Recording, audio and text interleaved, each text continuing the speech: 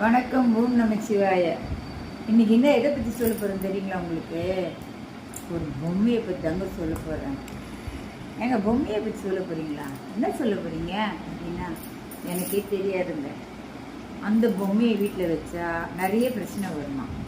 அந்த பொம்மையை நீங்கள் வீட்டில் கொண்டு வந்து பூஜை ரூமில் வச்சிங்கன்னா இருக்கிற தெய்வம் கூட இருக்காதான். அந்த தெய்வம் அந்த தெய்வங்களோட இந்த பொம்மையை நம்ம வைக்கவே கூடாதான். ரெண்டாவது, அந்த பொம்மையை நம்ம வீட்டு வாசல் தெரித்தா போல் ஒரு டெக்கரேஷன் இதில் வைக்கக்கூடாதான். அந்த பொம்மையை கொண்டு வந்து நம்ம வச்சு வணங்கக்கூடாதான். ஏங்க இவ்வளோ சொல்கிறீங்க? எந்த பொம்மைங்க அது அப்படின்னு நீங்கள்லாம் கேட்குறீங்க. எனக்கே தெரியாதுங்க. நான் அதை பற்றி படித்து பார்த்தோன்னு ரொம்ப பயந்து போயிட்டேன்.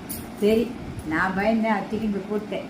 ஏன்னா அவங்க அதை பற்றி சொல்லியிருக்கிறதெல்லாம் பார்த்தேன்னா இது மாதிரி சொன்னீங்களா, அந்த பொம்மை வச்சோன்னா நோய்கள் வரும், அந்த பொம்மையை வச்சு வணங்கினா இருக்கிற செல்வமும் போயிடும், அந்த பொம்மையை வச்சு வணங்கினா வீட்டில் ஒரே சண்டை குழப்பம் கலவரம் வரும், அந்த பொம்மையை வச்சு வணங்கினோம்னா நம்ம ஓட்டாண்டியாக தான் போகணும் அப்படின்னு ரொம்ப, அதாவது நெகட்டிவ் தாட்ஸ் நெகட்டிவ் திங்ஸ் தான் நடக்கும் அப்படின்னு படித்தேன்.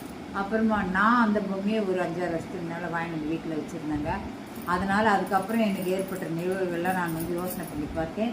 அவங்க சொன்னதை ஒப்பிட்டு பார்த்தேன், கரெக்டு தான். அதனால் நான் என்ன பண்ணிட்டேன், ஒரு 2 வருஷத்துக்கு முன்னால் அதை பற்றி தெரிய வந்ததுன்னு 1 வருஷம் ஆகுதுன்னு நினைக்கிறேன். அதை தூக்கி 1.5 வருஷம் ஆகுதான் நான் தூக்கி போட்டேன். தூக்கி போட்ட அப்புறம் எனக்கு எந்த ப்ராப்ளம் இல்லை, நான் ரொம்ப நல்லா இருக்கேன். சரிங்களா? இப்போது அது எந்த பொம்மை? ஏங்க இவ்வளோ சொல்கிறீங்க நீங்கள்? ஒரு பொம்மை நீங்கள், அது என்ன பொம்மைங்கன்னா? ஆமாங்க, நாமெல்லாம் ஒரு பச்சை கலரில் ஒரு தாத்தா மூட்டையை தூக்கின்னு ஹேண்ட் சிரிச்சிட்டு ஒரு உட்காந்துருப்பார், இல்லைன்னா நடக்கிற மாதிரி நிற்கிற மாதிரி அப்படிலாம் கூட இருக்குங்க பச்சை கலரில். நம்மெல்லாம் அந்த பொம்மையை தான் குபேர பொம்மை அப்படின்னு சொல்லி வீட்டில் வாங்கி வச்சு நான் அப்படி தான் வாங்கி வந்தேங்க. நீங்கள் எப்படி வாங்கி வரீங்களோ தெரியாது. நிறைய பேர் வீட்டில் இந்த பொம்மை இருக்கும். ஆனால் நீங்களாம் யோசனை பண்ணி பாருங்கள், அந்த பொம்மையை நீங்கள் வீட்டுக்கு வாங்கி வந்தப்புறம் உங்கள் வீட்டில் ஏதாவது பிரச்சனைகள் வந்ததா, நோய் நொடி வந்ததா, பணமே தங்காது, சண்டை நிறைய வந்திருக்கா, இதெல்லாம் யோசனை பண்ணி பாருங்கள். அதுக்கு முன்னால் எப்படி இருந்து அந்த பொம்மை வந்த அப்புறம் எப்படி இருந்ததுன்னு பாருங்கள். அப்படி உங்களுக்கு அது நெகட்டிவாக இருந்ததுன்னா தயவுசெய்து தலையை தூக்கி அடிச்சுக்கோங்க. அதை வேறு உண்டியல் வாங்கி வச்சு நாங்கள் அதில் காசெல்லாம் வேறு போட்டு வச்சுருந்தோங்க. அதனால் எங்களுக்கு பலதரப்பட்ட ப்ராப்ளம் வந்தது.